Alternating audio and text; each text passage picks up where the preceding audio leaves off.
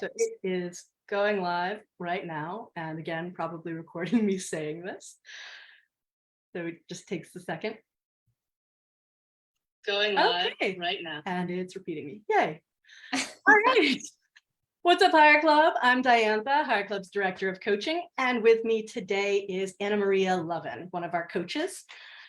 And today we're going to be talking about mindset, how to get unstuck, and reprogram your brain for success.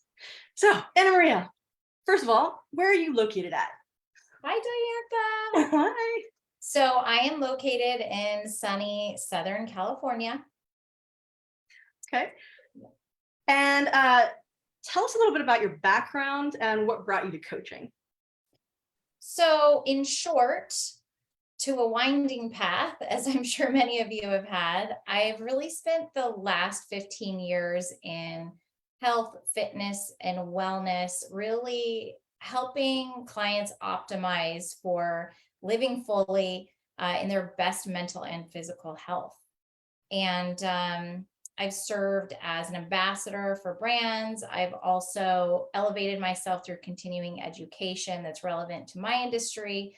Of course, naturally, with my interest in keeping my sense of vitality and learning alive, right? And just ended up supporting wellness-based businesses from internal leadership roles as well as consultancy roles. Okay. Okay, so health and wellness, not too far off from coaching. All right. So when it comes to this mindset piece, what makes this topic of interest to you? Like, why does it matter? And what do we even mean when we talk about mindset? It is a great question. You know, the truth is that I believe our own experiences in life are really powerful when they are shared with others. So I think of it as an act of service because it has been a personal struggle of mine. Oftentimes, what's just between our own two ears in terms of our mindset can have a great impact on what we're reaching for. So I can acknowledge that in terms of my mindset in my past, I've been my best ally as being a really cerebral woman. And sometimes it's been the antithesis of that. Our mindset is really an indicator of our mental and physical wellness. It's how we approach life. It's how we create what's possible within challenges and also possibilities. So sometimes our own mindset can really open the door or close it. Right. It's just like that narrative in your head, like that little voice that is either telling you you're amazing or you suck at this, don't do it. I mean, it's crazy though, because when you think about mindset, so often we don't even think to like question our own thoughts of like, no, it's inside my own head. Of course it's true, but it's actually not the case. Our brain lies to us all the time. We just don't realize it. Yeah, disempowering narratives and that inner critic really do just get in the way. Such a rock in the shoe at times, right? And dislodging that is also a big part of being in a coaching relationship. Something that, because I've had to apply it in my own life and to elevate my own perspectives and my own forwarding, pretty privy to the processes, I'll say. Okay. And I love that you used inner critic. That kind of goes along with that whole idea of like, we are our own worst critics or our own worst enemies. I mean, let's face it, we say things to ourselves that are like, we would never say to anyone else. It would be like a terrible thing to do. Yet we regularly kind of beat ourselves up for things. Okay, so tell me about some of the ways your mindset has kept you stuck in your own life and what kinds of things you did to overcome that.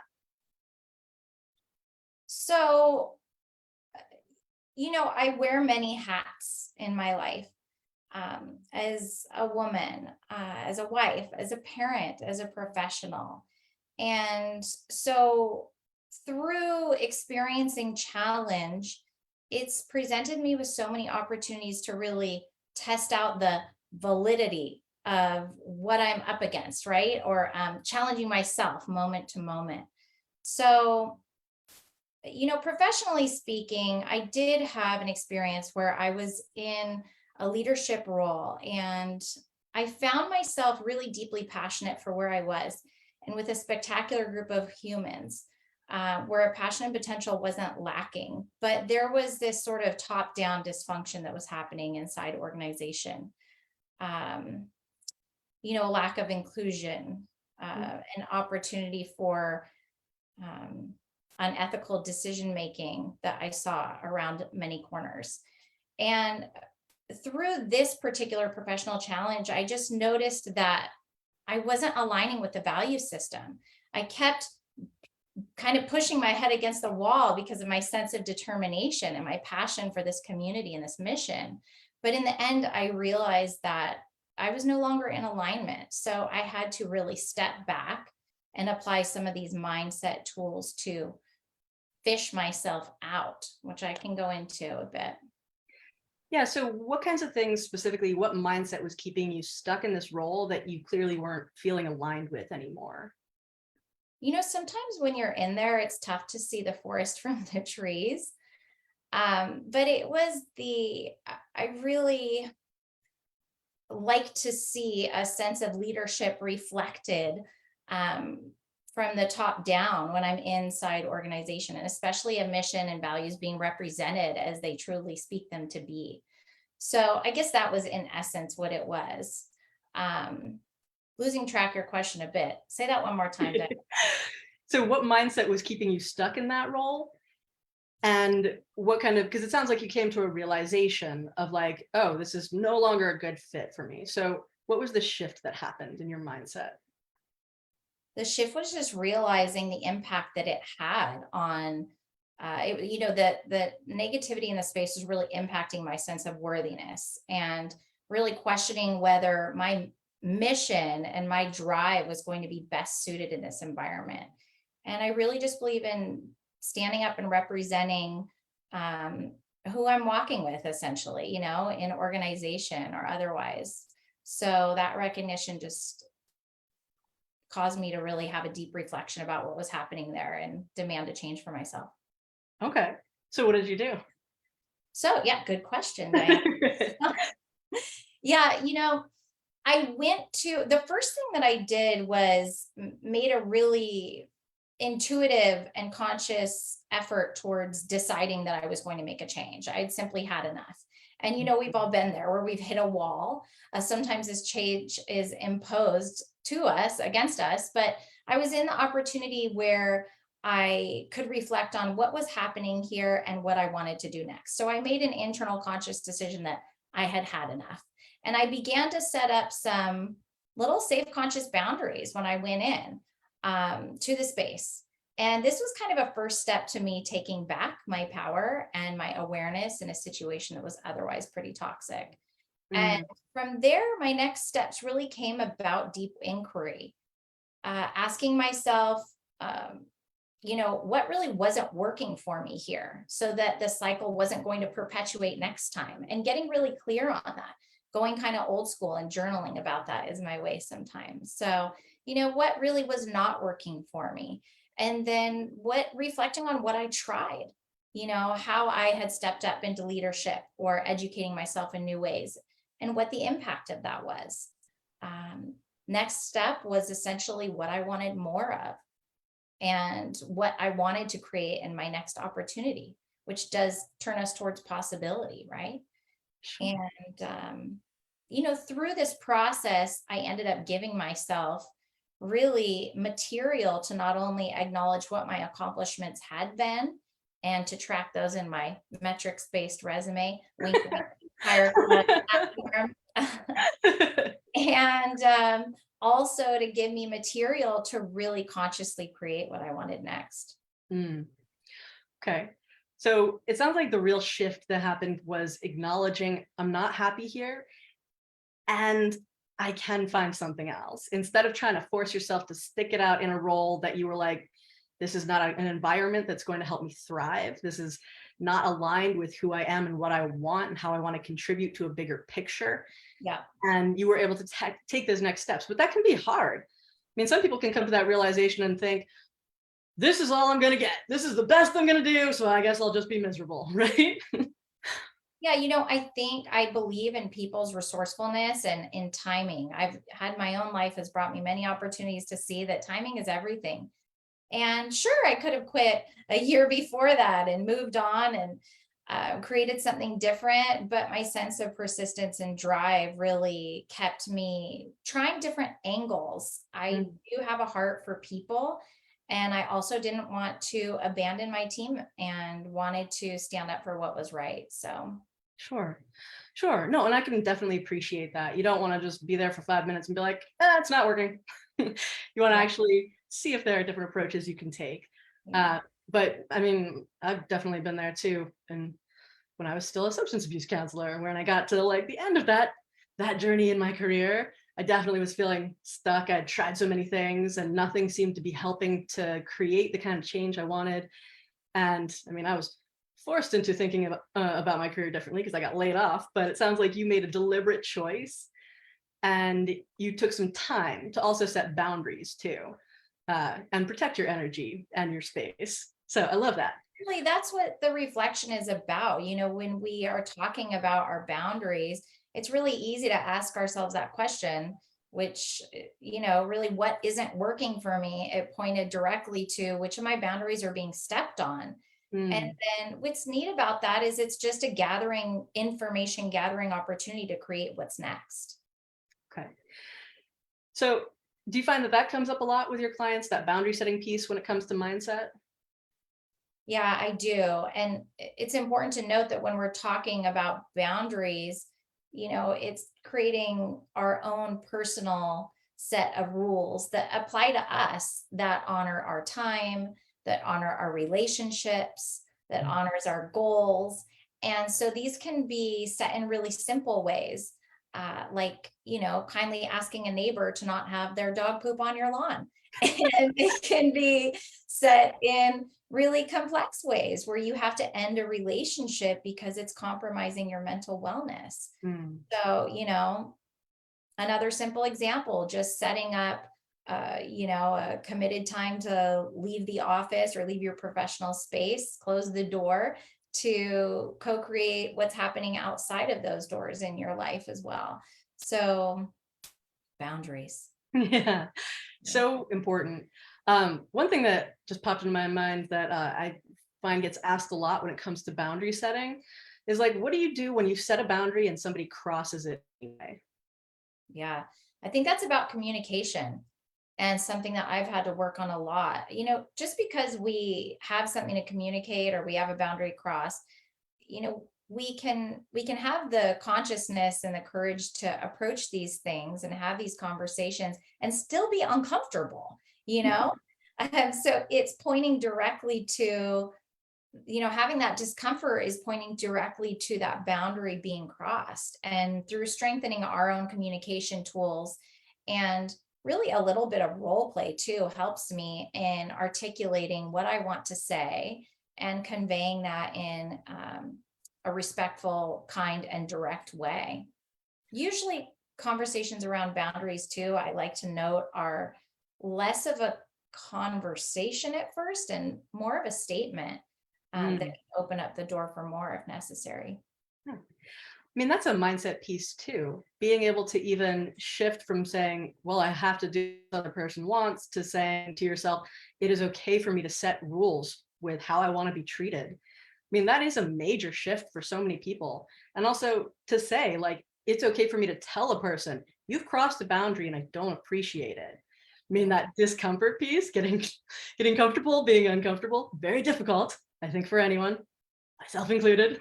And people But like context, right? Um, this is what's happening and this is what's important to me and it's making me feel this way, right? Whether you're having that conversation personally or professionally can vary in terms of the delivery, but people like context. What about that is uncomfortable to you? Or what is it that I need to honor here or stand up for myself with? It kind of got me thinking earlier when you were asking me some of those challenges that I had when I was in my own experience. Um, I was thinking a lot about some of those bits as well. So if you need me to get back to that, I can. yeah, no, go ahead. So a few of the things that I defaulted to when I was going through challenge and locked into one mindset. And these are the things that for me kind of perpetuate that locked mindset, right? So, first is defaulting to advice seeking from everyone else around us rather than tapping into our own awareness. And that for me is a big one because through life, and we can sometimes default to inquiring to the loved ones, inquiring to our circle. And through that process of really not relying on yourself, you build that habit, and it takes for you to step back and reacquaint yourself with attuning to how you do feel about something, being able to set a boundary around it. And then it puts that action in motion as you go forward. So it's more of a self-driven path for decision making versus relying on the audience around you. No, that's exactly the misstep I made when I was trying to figure out, if I'm not a therapist, who am I? Asking everybody else. But I mean, it's like we're the only experts on our own lives and on what we want, right? And sometimes I think we get kind of stuck in that idea of like somebody else has the answer. So I'm just going to ask a bunch of people and nobody else has the answer aside from you, right? Only you can know what feels right and what doesn't feel right. People can guess, but it's great to collect that information, right? Like from your trusted sources and check in, as long as it's not the primary cycle, right? Yeah, absolutely. Okay. So while maintaining confidentiality, what kind of process do you use when it comes to working with clients who are feeling kind of stuck and not sure how to move forward when it comes to their mindset? Yeah. So I do trust that when I work with clients, they show up with an agenda that's really meaningful to them. And I do also know that people are insanely resourceful and the timing is meant for them, right? When they show up for support and resolution. But really, it helps to get a narrowed focus on what it is that they're bringing in. And then it's a little bit like peeling the layers of an onion, right? So we look at not only what we want to create and the current view that we have, but then we clarify what it is that they want next and kind of dive into that. Sometimes what we show up with as an initial topic after we talk and pull bits from it actually morphs into something else. So we get really specific on their desired outcomes and dive in. And then through use of assessments, building emotional intelligence, strengthening communication skills, tapping into resources, whatever it is that they need support in, we dive in deeply into that. And, they are 100% driving the bus in terms of the outcome. And I am there as a really powerful thinking partner. And in the end, my goal is always to connect them to the truest, most authentic version of who they are becoming and what they want to create. Okay. Now, what if somebody comes to you and they're feeling stuck, but they don't know what they want to create? What if they don't know what their goal is or what they want next? And they're just like, oh, I'm just stuck. Yeah, it's not as uncommon as you would think to have clients show up and not know. Myself being included. Oftentimes I could only see to a certain point in my life in terms of what it is that I wanted more of. So we work on creating a short-term and a long-term vision in its essence and really expanding those pieces and understanding that who we are, our inherent strengths are not something that we need to design, that's already a part of who we are. So we can look back at our accomplishments, our relationships, our struggles really do point to our resilience and also our triumphs. And through looking at some of these bits and pieces of our lives in what I refer to as kind of an arc of life, it points us in the direction of where we've been, what currently exists in us, and then really helps shed light on what we want more of. Okay. Could you maybe walk through, and again, keeping things confidential. Walk through how you went about this with a client of yours. Sure. So important for me to keep confidentiality. So I was working with an executive who was really acknowledging that they were in a cycle of validation, external validation, professionally and personally, and then also had an imminent career change and needed to really decide between these two options. So through connection, which primary piece of working with anyone, we really dug a bit more into how this cycle of validation was impacting their life, their career, and their relationships. And so, like I was saying, it is peeling the onion back, getting into vulnerable conversation, and really reflecting on how that's impacting them personally. And then tying these bits to the short and long-term vision of what they wanted to attune to for the way forward. We did work on communication skills, and in between our sessions, I'm kind of a giddy counterpart. I get so excited when someone has understanding and resonant knowing that happens within session and apply it in real time in life, and then come back and get to celebrate that. So it is a part of the process. So client did do this. Client also wanted to tap into expanding their modernized leadership views that had to do with not relying on validation and being a powerful leader of people, right? And decided to go ahead and claim in the end this bigger opportunity, and for reasons that we dug into in sessions. And I must say it was a really beautiful thing to witness. Okay. So when it comes to some of the thoughts that were keeping them stuck when it comes to this external validation, what kinds of things were kind of going through their head? And again, maintaining confidentiality, but in a broad sense, what was making them feel like they I would say needed? the primary thing was a disconnection to inherent strengths, a disconnection to what they were already bringing into the table, and a quieted voice. When we internalize and the vulnerability piece, when we put a lid over what we might want to share because we are excessively concerned about the receiving of that information, it really changes the power of what it is that you want to share with the team or with the people around you. And like I was saying, some of that becomes cyclical. So by continually keeping a lid on it, it creates internalizing, which then does create physical impacts, which I hadn't touched on yet, but yeah, I don't know if that answered your question, but I got kind of. No, that's okay. So, and correct me if I'm wrong, it sounds like maybe they were feeling like in order to be a good leader, I have to be liked, I have to get approval from others. That's how it works. And maybe in there somewhere it was also like the collective responses of others, that's more valid than my opinions about this topic or this whatever. Yeah. And the truth is that we all want validation and we all want acceptance. So when we normalize that, it's like, okay, but we know when it's reaching to that other end of the spectrum where maybe we're putting a cap on what we're sharing, what we're reaching for, or the potential of the relationships that we're experiencing as a result of limiting ourselves. So yeah, we worked on the confidence piece.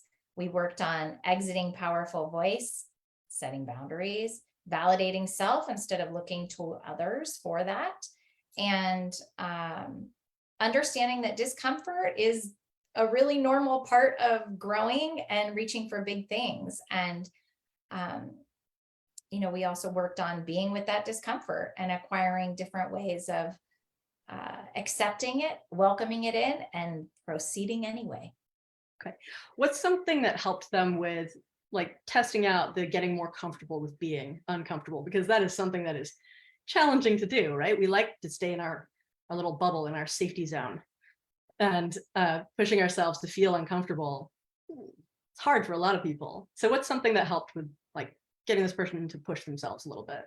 Well, as I was saying, our own life experiences are best put to use when they're shared with other people. And I have a lot of experience with that as well. I um, acknowledge that in periods of my life, I would internalize my own feelings. And then I recognize that what is internalized eventually shows on the outside, right? Our physical body is brilliant and definitely shows signs of discomfort, of anxiety, of all sorts of things on the outside. So the tactics to being with discomfort, really that leans into the whole emotional intelligence conversation, doesn't it?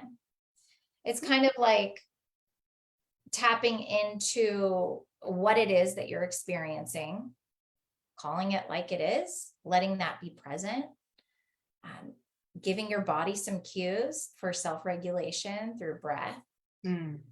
through reaffirming your safety and your courage in a situation.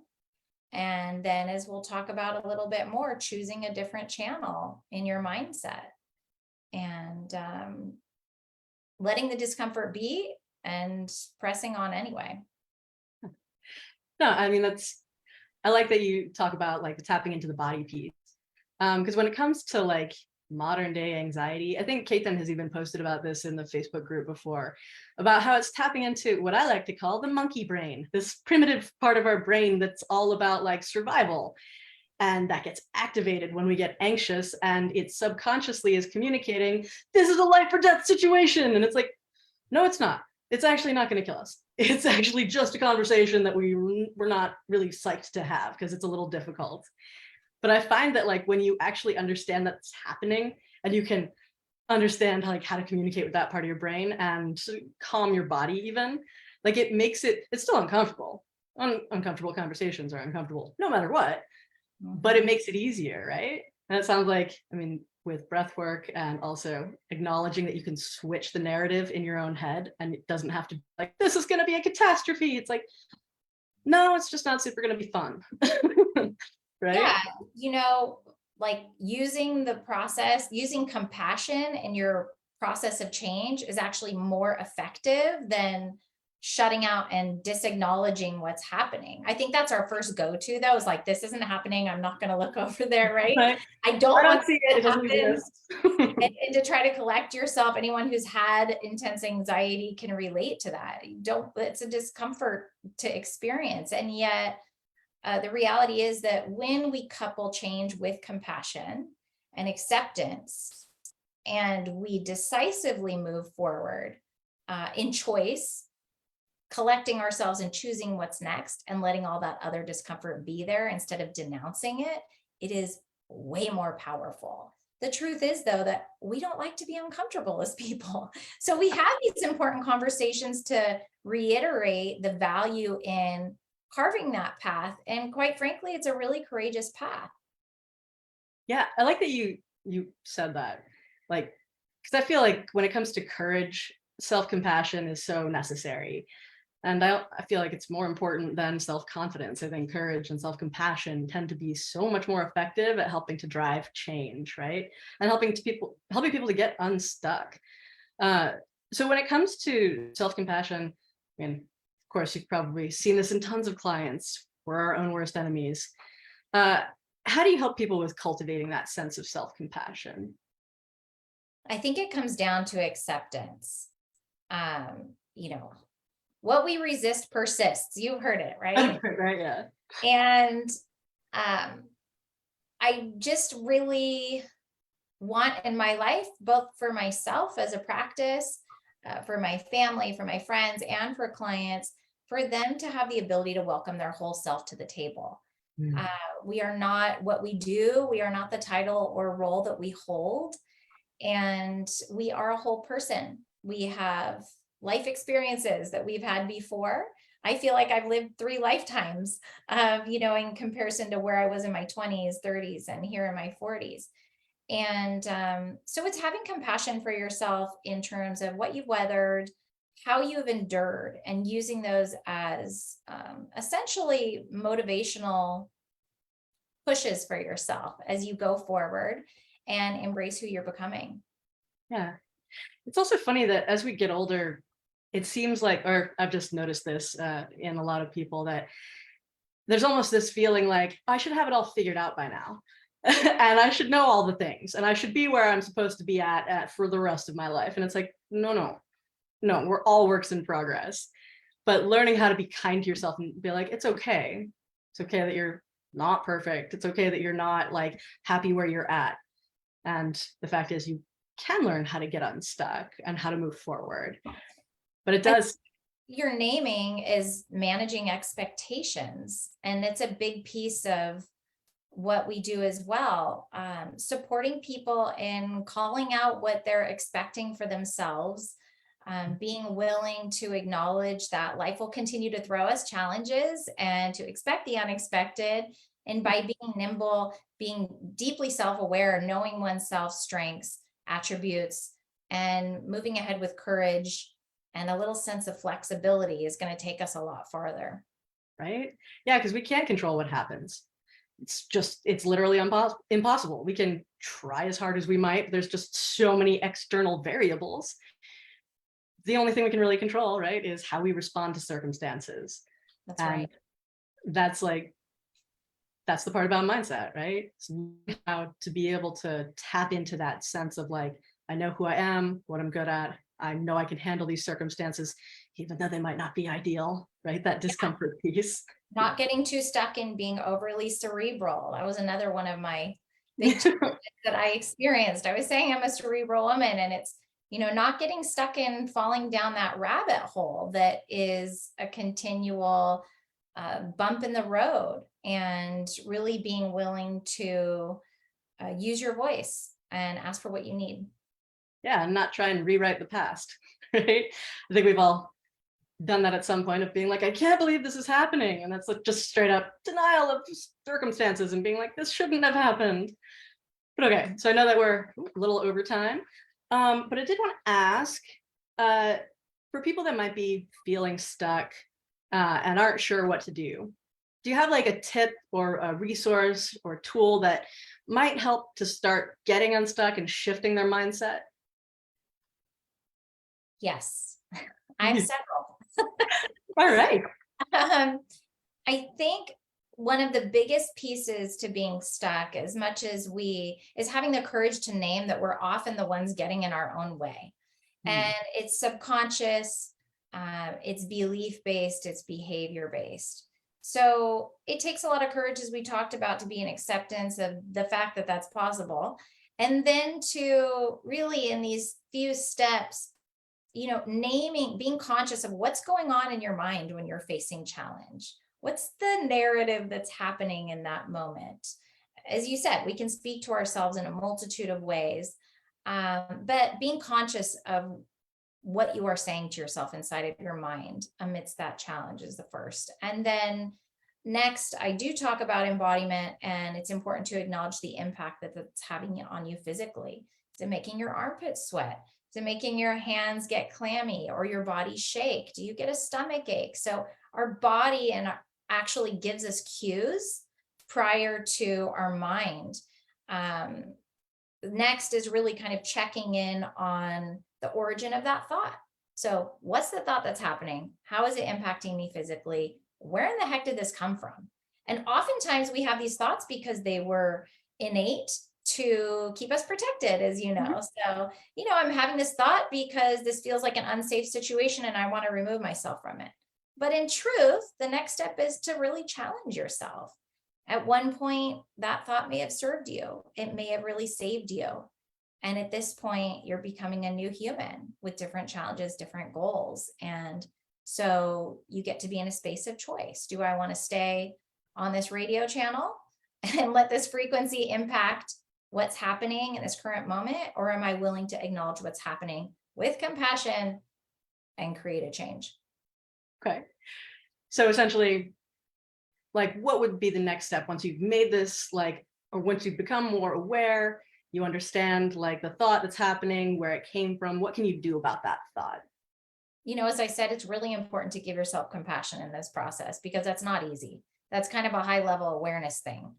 And the next step is to be in choice instead of response. So based on what I'm learning in this moment, and this is a full circle emotional intelligence example, based on what I'm learning about myself in this moment, having a little compassion for myself.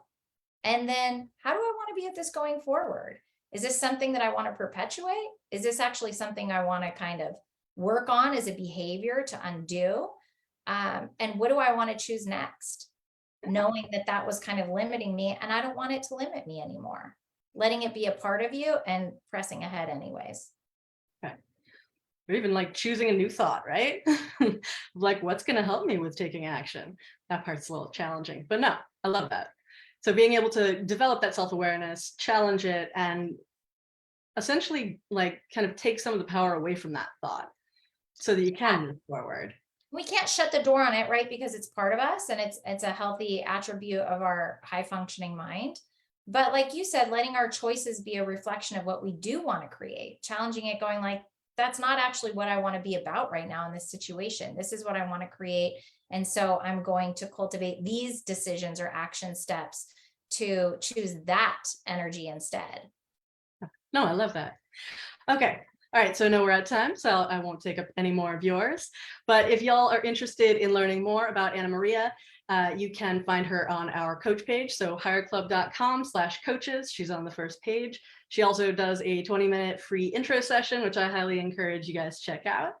And Annamaria, thank you so much for joining me today. I really am loving doing these Facebook Lives, and I will talk to you soon. Thank you so much, Diantha. Pleasure to be with you. Absolutely.